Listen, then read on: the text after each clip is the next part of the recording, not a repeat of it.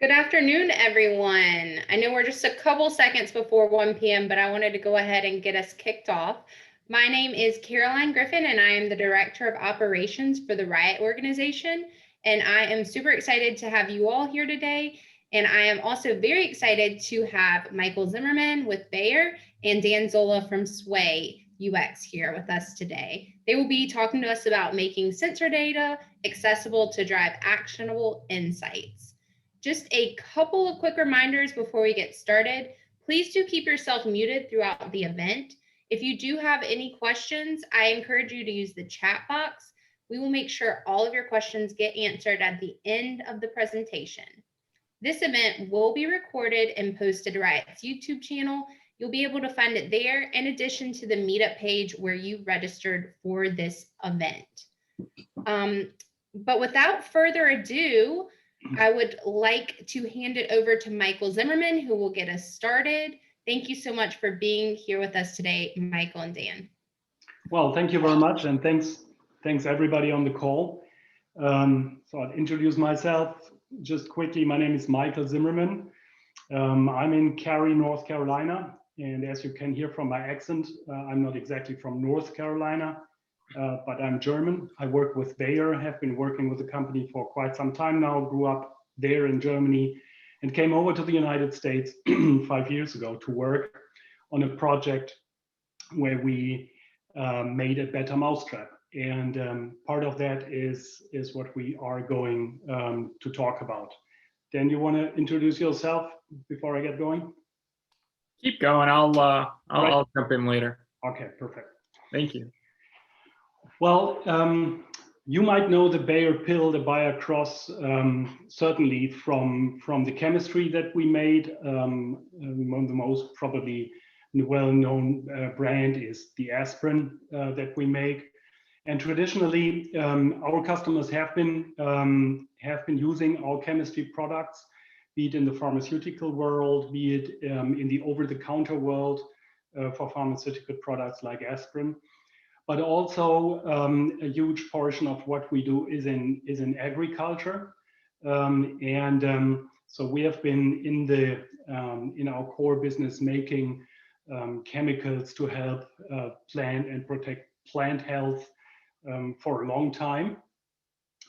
And also we are using those chemistry in adjacent markets like the pest control industry, which this innovation that I want to talk about now a little bit plays. So a couple of years ago, we sat together with our customers and we're talking about what were the big trends, what were the big and important things that people could see in the pest control industry.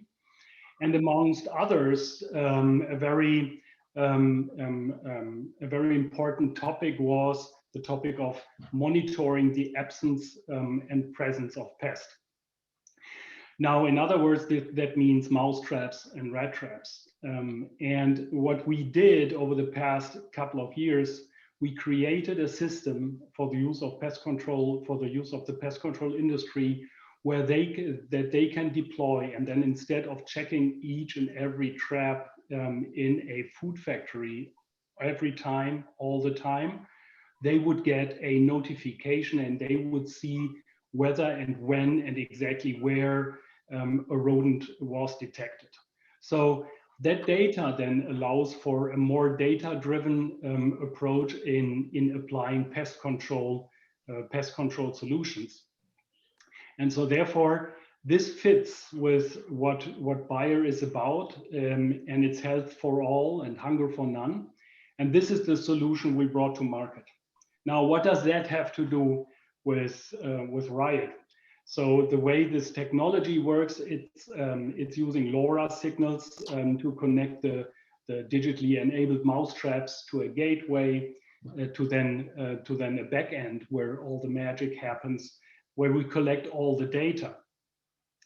Now, when we first came to the market, we just had felt the urgency to make it work. We had the idea, we knew we needed to be on the market quickly. We knew we had to do and had to make our own sensors because there was nothing on the market that was just good enough for us to work. So we designed the end-to-end solution from a retrofit of a sensor to a mousetrap, to then using the LoRa technology, to then sending it back to the gateway. And this is what we were busy with doing in 2017. So we had like 6 months from first line of code to actually be on the market. So therefore, what that meant was we just needed to make it work. And what I put here on screen is that dashboard of that old timer. And this is probably what our first solution looked like. It did drive, so it drove. It needed mechanics a lot of times. It was actually recommended to have a mechanic with you at most of the times because it would break and it would need fixing. But in general, it worked when we were on the test market. Now then 2018, when we went through to market and commercialized the product, really, it was about make it usable. And so we made a product that was in general usable. People could use it. It would send the messages whenever we would catch a mouse, and people adapted to it. So it's basically a little bit like that NASCAR car. It's not comfortable. You need to memorize what the switches do. You need to be a bit careful in driving it. You need to learn a lot about what it is to drive. But it generally gets you from A to B, and it does it in a fast and very interesting way. Now with us scaling up now, and this since 2019, and especially in 2020, we knew that we needed to make the product not only usable, but we wanted and needed it to make to be lovable and very easy to use. Since we had been on the market early, we dashed to the market and we adopted to demands and requirements from our customers that we had not anticipated when we actually made this very minimum viable product.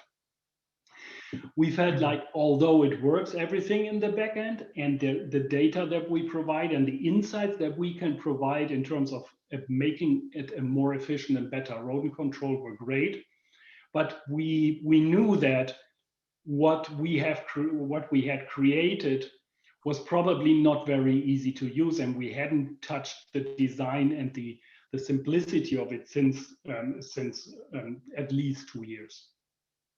Now this is then when we thought about what can we do about it. So and then after thinking about it, we decided to engage with Sway and then with Dan and his colleague to help us take a critical look at what we created, the user interface that we had, because that would be the one that would actually make and break it, create the stickiness of that IoT solution that we had on the market.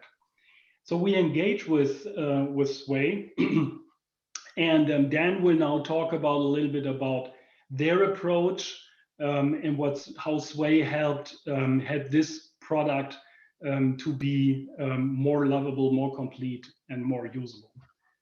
With that, over to you, Dan. Excellent. Start to share my screen.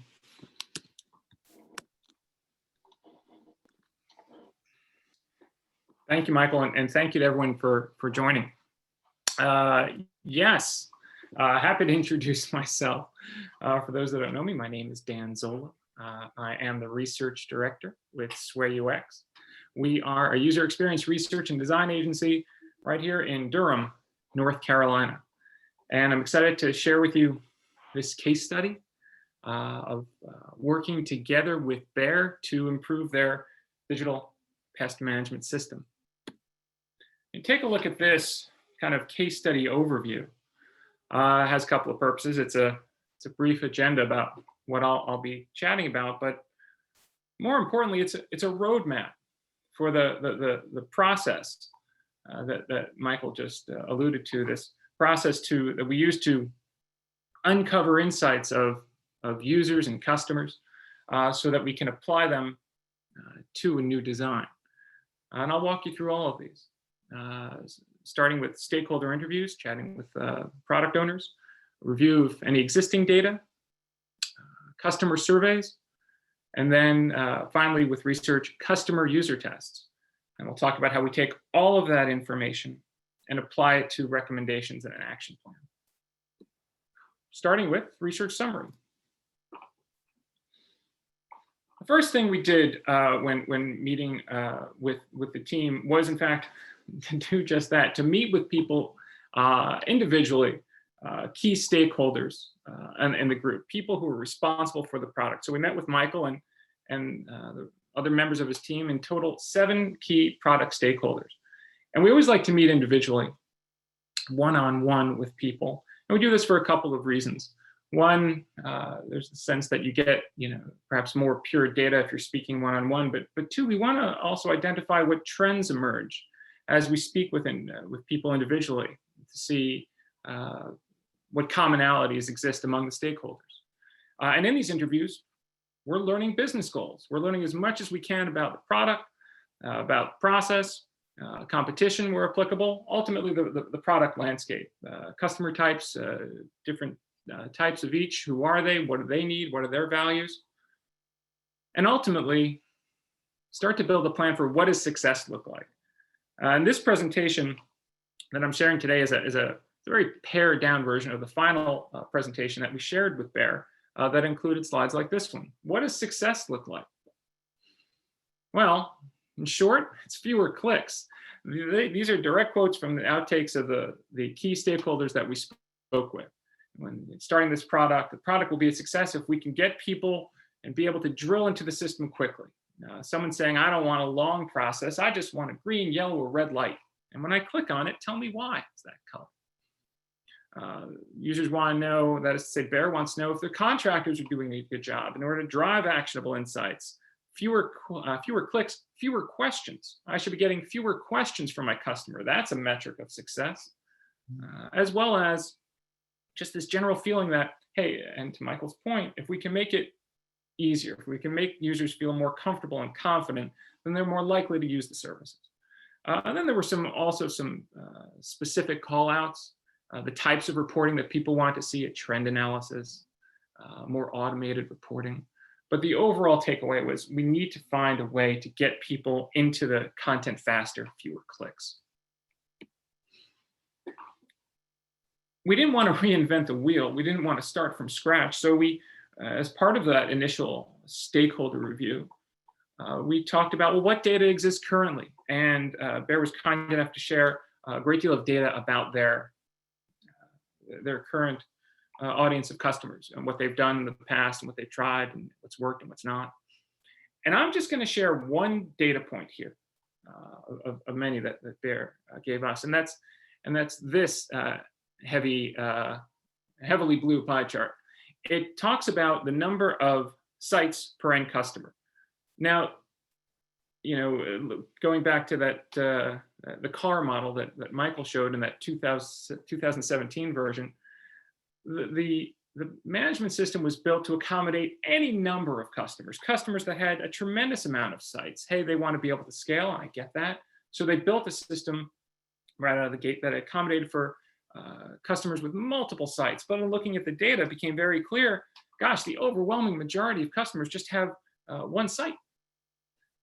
And even now, if you start to pair the data that's on this slide with the previous pieces of information from stakeholder interviews, fewer clicks, you can imagine how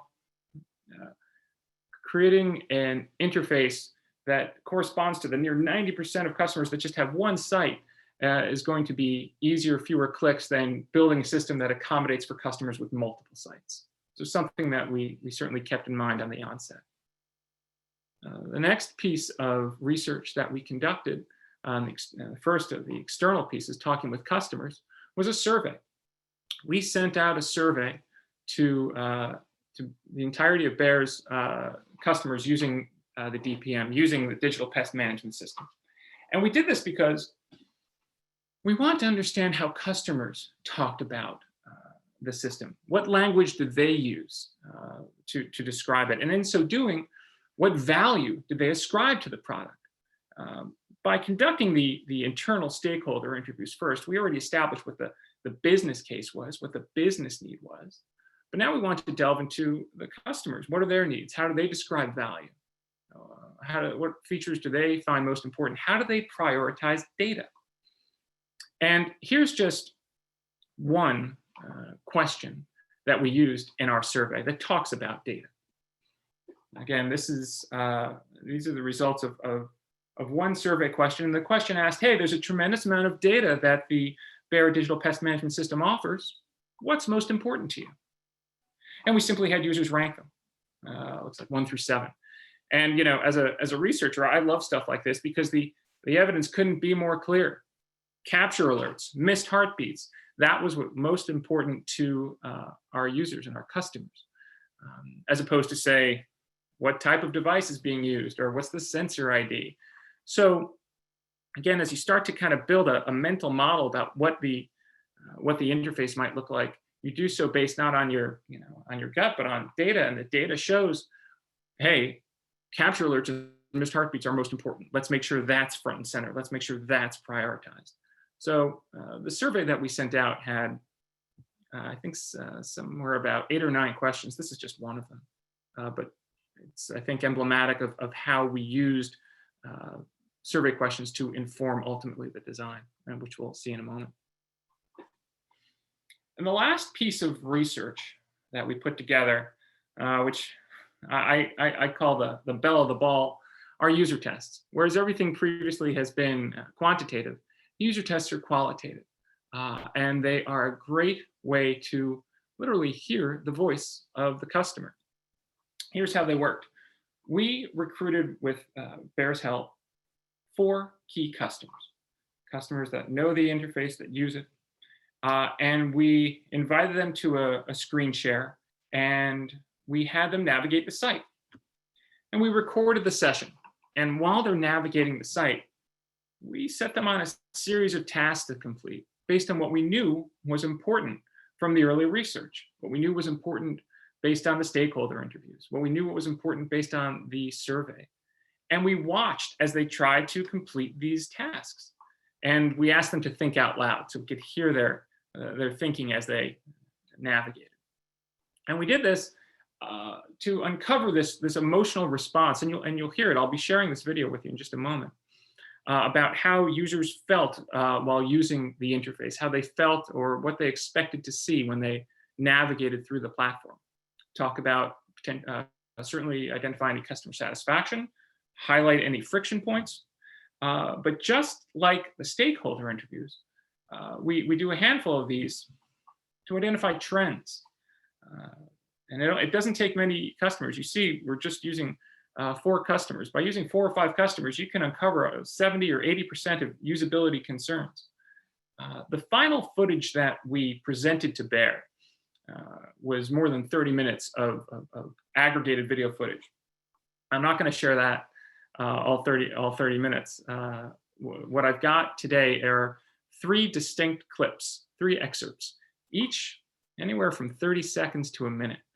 But we can go through these and hear the voice of the customer and hear ultimately how this qualitative feedback influenced the design. We're going to begin with this clip, what's the first thing you do, where that was very much the question. Users came to the site and they arrived on the page. And I simply asked them, hey, when you arrive here, what's the first thing that you do?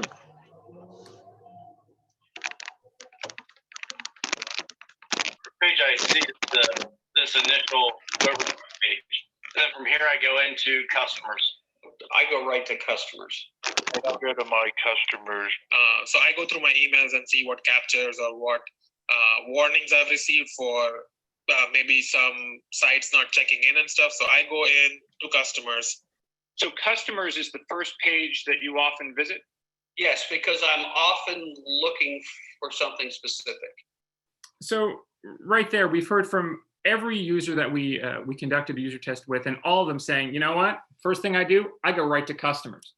And again, if you're thinking about exit full screen, if you're thinking about, hey, how do we employ fewer clicks? Spoiler alert, you can imagine a world where users don't have to go right to customers, but instead customers can be there front and center, which is a theme that you'll see throughout. The next clip I'll show is taking a look at the content that's on the homepage. So users land on the homepage, and you'll see in this video, there's a tremendous amount of real estate that's dedicated to a map of the United States. And in some cases, I asked customers about this map, and in some cases, customers were very happy to unsolicitedly share their opinion of this map.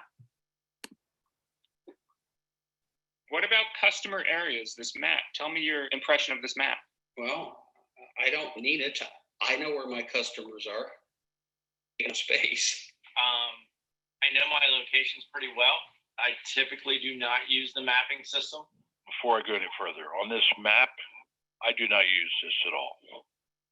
I mean, it's fancy, and it gives me a dot that tells me where it's located in the United States. I don't care. I mean, I know where my customer is. So again, these are real customers giving us their emotional feedback about using the product. And it's a reasonable amount of real estate dedicated to a feature that, again, the majority of them said that they didn't see a value for. And that's something that we kept in mind when considering recommendations for redesign. And the final clip I'll share with you, we also kept very much in mind when thinking about redesign. It's another map. It's a floor map, a map of the location of the site where the monitors, or as Michael says, the mousetraps are located. And we found here a very clear trend again, that users responded very favorably to this floor map. The most important thing to me is this map, the site. Okay, so the most important thing on this page is definitely the exact name of the site, the address of the site, the technician who services this site, and the map, without no use of having this entire interface. Most important. From this page, I would say the mapping. What I'll do is go down and see all my monitors are green. This also is very helpful when showing auditors or when we're in QA reviews to show the map and locations of all the devices. Is everything green on this screen? I'll use this as much as I use anything.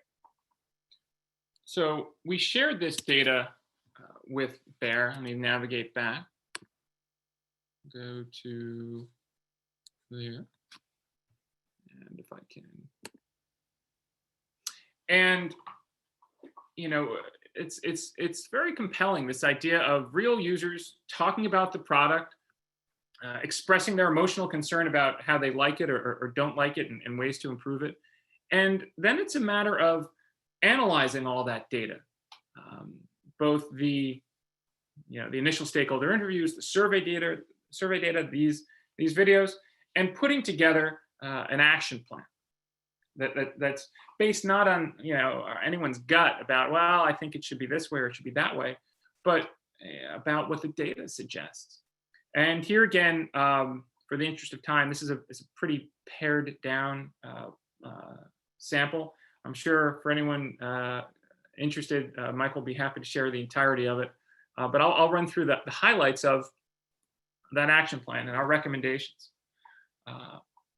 First and foremost, faster access to customers. You heard it. You heard all of our users say, you know what, I go straight to customers.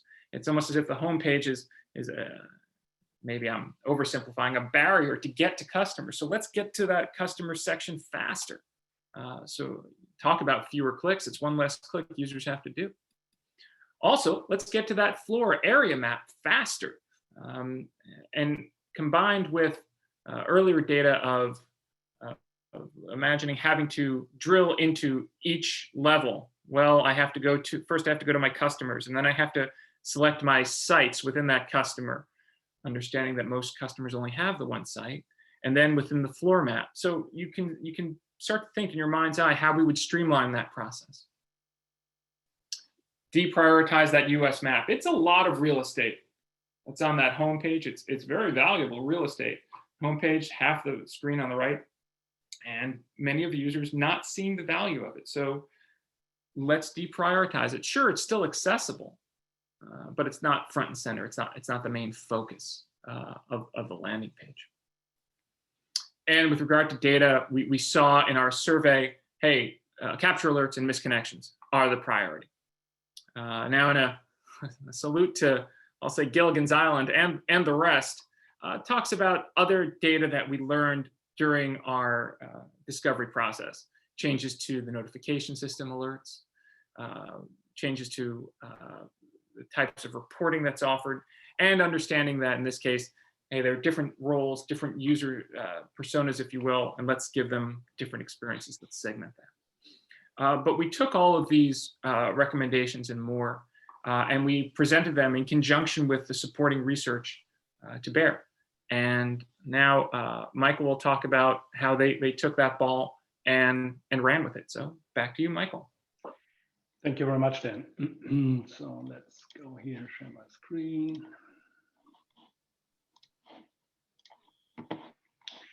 So yes, so first of all, thank you very much. Probably a couple of things that came to my mind when I was thinking through this again. So we found this exercise to be extremely valuable. So I am the IT guy in our venture. So I oversee the work on the design and development of those platforms. And not being at those interviews was painful, but definitely useful. And we would definitely have not asked that same questions. So with that, yes, so we use that action plan, and we are still in the process of working through it. We haven't addressed all the topics that came up, but we will eventually. So, but let me show you some of the things that we already did. What you see on the left-hand side is what you saw during those interviews. This is how the landing page would look like back before the redesign, and this is what it actually looks like now. So whenever a user goes into the site, he now sees all his sites there. I focused on all the stuff that we have in our own seed warehouse plans and vegetable plants that we have. You instantly see what's going on. Do I have captures? And yes, in this case, there are two captures. So there's 2 traps here that most probably will have mice. Everything else is looking good. So this is what we implemented right from the beginning. So you see an interpretation of where the digital twin of your real mousetrap is, what it's doing. Is it healthy? Is it functioning? Do I have to come back to the title of this presentation? Do I have now insights that require my actions in either where the system isn't performing as it should be performing, or where I have pest incidents that need my attention? So the new overview page, you see there is the map is still there. We do have large customers that in the meantime that have very more than one site, and they enjoy that overview.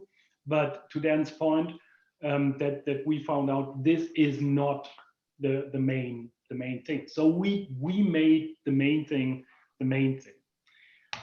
The second part talks a little bit about what do you do when you start, and I go to customers first. And the way you actually get to your area plan requires at least 3 clicks. So you go to customers, you find your customer, then you click on that customer, you get to another overview page, and then eventually you can see the floor plan. And on that floor plan, then and we saw an example of that in the slide before, you see a representation of the traps, and you can click on them and it will tell you, yes, they are online, there is a capture or there is no capture. So what we created instead with what it is one click away from the original overview is where you get like a dashboard of all sites that are your sites, and it will tell you how many of the traps, and in this case 499, are ready, where do you have captures, which ones are offline, where do you actually have a LoRa gateway offline, and those working with connectivity. This is obviously the worst case and the most serious outage that can happen here. So you all have that now with one click, and it goes back to a point that one of our customers made was about make it meaningful. I want to see what's going wrong. I want to understand where I have to spend my time with. So we are still working through other things that were mentioned, like online trend reporting, a better way of presenting those data. We are also, and this was not the scope of this presentation, but we also have a mobile app that we now believe needs attention too, because it basically has the same history. It was just there to make things doable, but now it needs to also be there to be really usable and more useful. So we will definitely continue two things. We will continue working through the action plan and continue redesigning. We will also extend this to other areas in our digital pest management experience. Well, that is what I had, and with that, back to Caroline for any questions. Thanks so much, Michael. Thank you both to Michael and Dan for being with us today. I have a question here from Natalie. Can you clarify, did you work with each individual customer to create their dashboard, or you gave customers the tools and training to build their own dashboard in the app? No, so we create a dashboard, and what you saw on screen as UIs is not configurable per customer. Although there is a user story for that. I can almost probably say this for every question here. There is a user story for this to make it more adaptable. So, and when it comes to reporting, we allow to customize that because everybody has different needs there. Good question, though. Thank you. Thanks, Michael. Thanks for the question, Natalie. I'm not seeing any questions in the box. I will just say, if you do have additional questions, we have plenty of time here. I see one just came in. Please do put those in the chat box. Or you can also unmute yourself and ask. We have another question that just came in here. My question is, what is Sway UX using for the back end, Reacts or Rust or SAS or et cetera? And what kind of database framework are you using that works well with IoT and the Web UX proprietary solution? Wow. Let's see. Well, I can certainly break down we use a lot of industry standard tools to conduct our research. We're looking at, surveys are nothing more than SurveyMonkey, and user tests are nothing more than a good old-fashioned WebEx that's recorded. I'm not sure I understand your question about the back-end data. It's probably, I can try and give it a jab. Maybe it's about the architecture that we use for the IoT system. So it's several databases that we use. We try in a recent redesign, re-architecturing, we try to use as much managed services and out-of-the-box products as we can. Why am I emphasizing this? Because when we started our blueprint basically in 2016, we found there were some services that we could use, and we started out on AWS, then migrated to Azure actually. But this is a whole different topic there, and I'm getting very emotional about this. So I do not recommend any cloud to cloud transformation. Don't do that. But anyway, so we are trying to use as many out of the box systems and services as we can now that we're on Azure.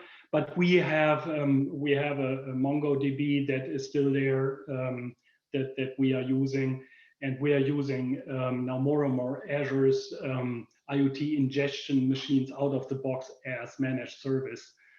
Because we just have a small team and can't afford to actually run databases in the background. That was a painful experience as well. So, yeah. But in 2016, when we did the blueprint, nothing was there that we could really use out of the box. Thanks, Michael. Thanks, Dan. A couple more questions coming in. The next one is, would it be fair to summarize the process you described as determining the true requirements of stakeholders and end users? I see that question. I think so. You know, this idea of what makes sense to the business, what makes sense to the user. Obviously, we're trying to find ways where they intersect and promote those. Me being a UX guy, I'll always never say never, always say always, but I'll often try to advocate for the user because I'm a big believer that if you can improve the experience for the user, then the experience ultimately for the business will do well. But I think that's true. It's a way of determining ultimately what are the requirements, what is the value, what certainly for the users, what is the value of the product or the process or the web presence. Yes, I think that's a succinct way to put it. Thanks, Dan. Next question here. Looking forward to mobile apps, have you found any initial feedback about which form factor, for example, tablet versus smartphone, is better for sense making when working with large amounts of IoT data like floor plans? Yeah, so yes, indeed. So early on, we did some user research. I mean, we did a day in the life of a technician. So followed a technician around a food factory to see what he does there when he provides pest control to their customers. So and what comes out is that the mobile app is mainly used in the day-to-day operations of our systems, or when our customers provide services to their Pepsi Cola plant or whatever it might be. That means that a tablet, although it would be wonderful just because of the form factor and you could just reuse the floor plan and everything, it's just not feasible. They have to squeeze through tight places. They have to get on their knees. So in other words, it's the iPhone. It's the iPhone and the Android, and this is what we need to make, where we need to make it work. And that's a challenge for sure. So we cannot just take what we see on the web app and then bang it onto that mobile app. That is exactly what won't work. And this is what we're in the process of rethinking and redesigning. So it's not a one-on-one relationship there. It's also different things and different users and user segments that are using the app from the web portal. That said, the younger the people get and the younger and more modern the people get in terms of innovation, the more they just expect everything to work off of a native mobile app. That's just, we get this as a common a lot. So therefore, this is why we're focusing on that. Thanks, Michael. And this next question is directed at you. In your mind's eye, is Azure a mouse roaring in relation to Amazon and Google and Oracle, or have I got this backwards? Well, we are now on Azure. The reasons why we migrated from AWS to Azure is more about business reasons than they were about technical reasons. I think I never looked into Google, so I will have been very focused on Azure now. I don't think I got the impression that this was all about a business decision and how we went to market and who would be more accessible to help us go to market and even do co-selling and co-marketing with us. We found Microsoft there to be a very good and open partner. But your mileage may vary. Thanks, Michael. There was a question that was a follow-up to previous statement directed to you, Michael. This individual has MongoDB. What about website framework? Yeah, I'm drawing a blank on this right now. But I can for sure share this. So yeah, we went from this Google-based Chrome framework that comes from Google away because we felt it literally changed too often to keep track for us. And so there was a lot of work to keep that updated. So we went to a new framework, but I don't know that name right now. I can share this later with Caroline. Thanks, Michael. Have you tried to complete a customer ROI based on time to complete task and effectiveness of solution? Well, I would say that that this is the original value proposition of automating a manual process like checking mousetraps. This was all about saving time, being more efficient. That said, when I speak about this, I'm more talking about the system as such, to allow the technician to not go and check each trap every time, but to focus on those that actually have rodent catchers or that aren't working. Now, this question is probably more about how much efficiency gain do you get when you work with a portal. And no, we have not conducted any ROI analysis on this one yet. I can certainly tell you that anecdotally, other projects we've seen ROI increases. They take many forms. One that comes to mind is increasing Net Promoter Score, just general customer satisfaction and happiness with the product and the company.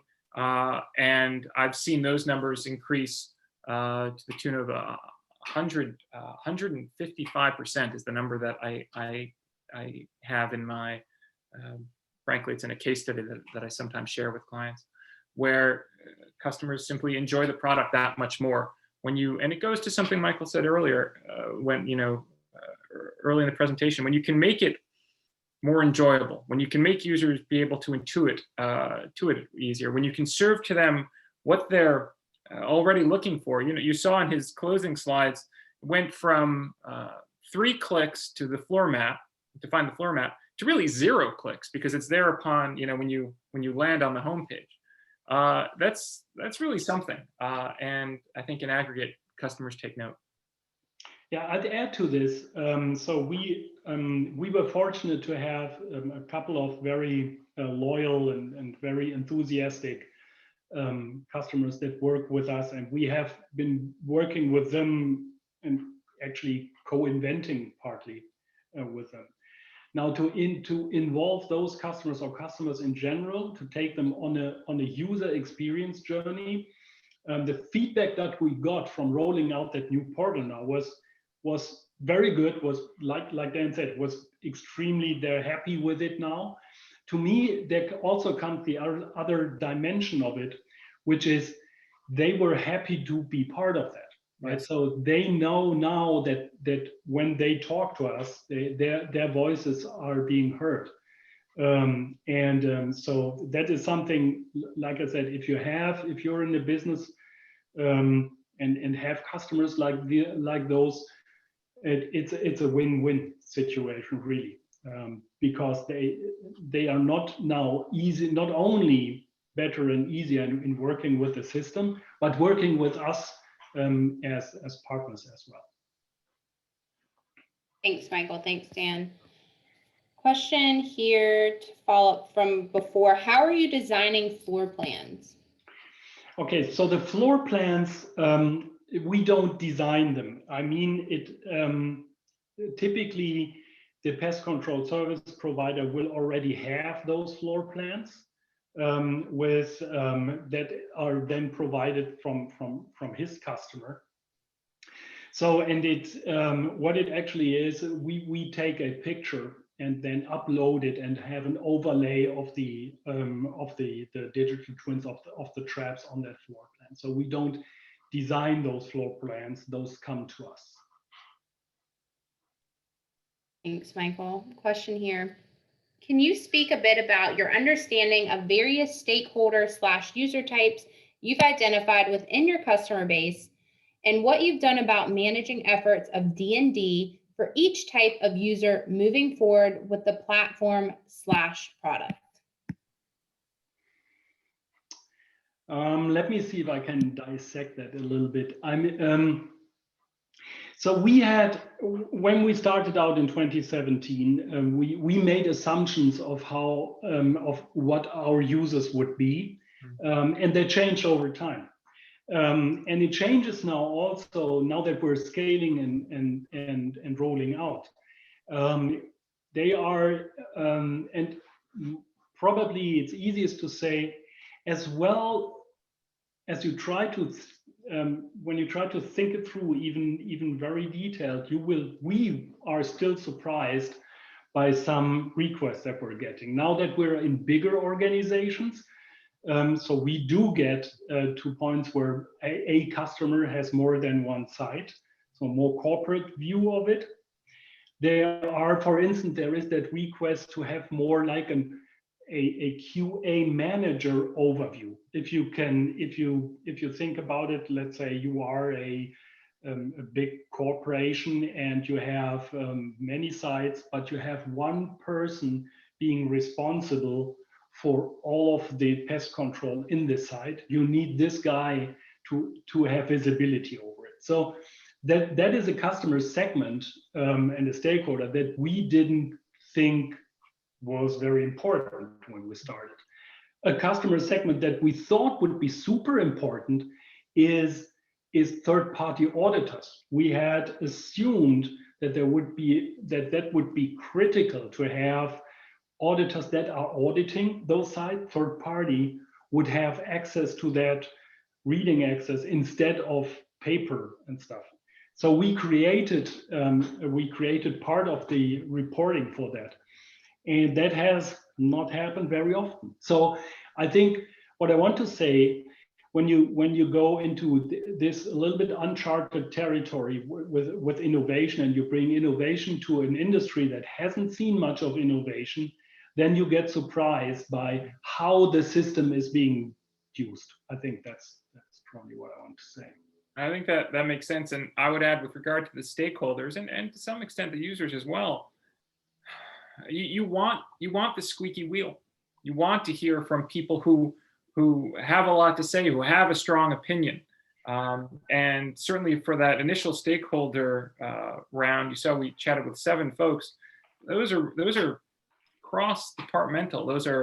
That's marketing teams, it's engineers, it's sales, copywriters, developers, so that you can bring a lot of people in. So for a number of reasons. One, to get different points of view. You find commonalities among the different points of view.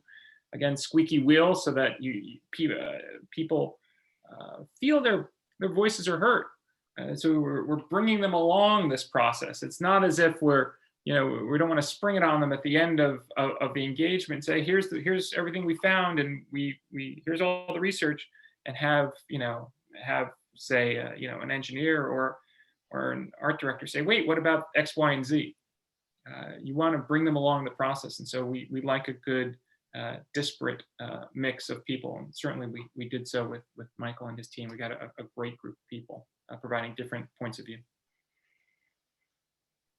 Thanks, Dan. Thanks, Michael.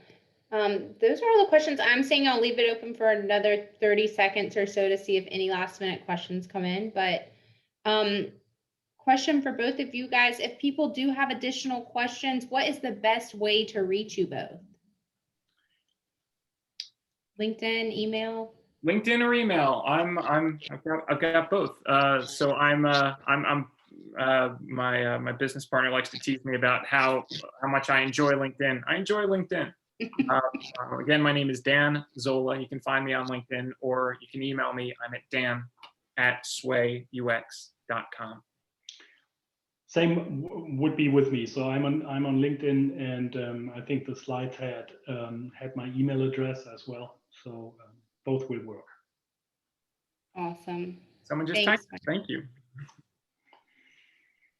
Yes, that's great. Thank you so much. All right. I appreciate everyone's time. Thank you all for being here today with us. Thank you again to Dan and Michael. Wonderful presentation. Great feedback in the chat box on the presentation. So thank you very much. Thank you to everyone who joined. We appreciate you being here. I hope you have a great rest of your week. Take care. Thanks, Caroline. Thanks, Thank you. Dan. Thanks, everybody on the call. Thanks. Take Bye. care, everyone.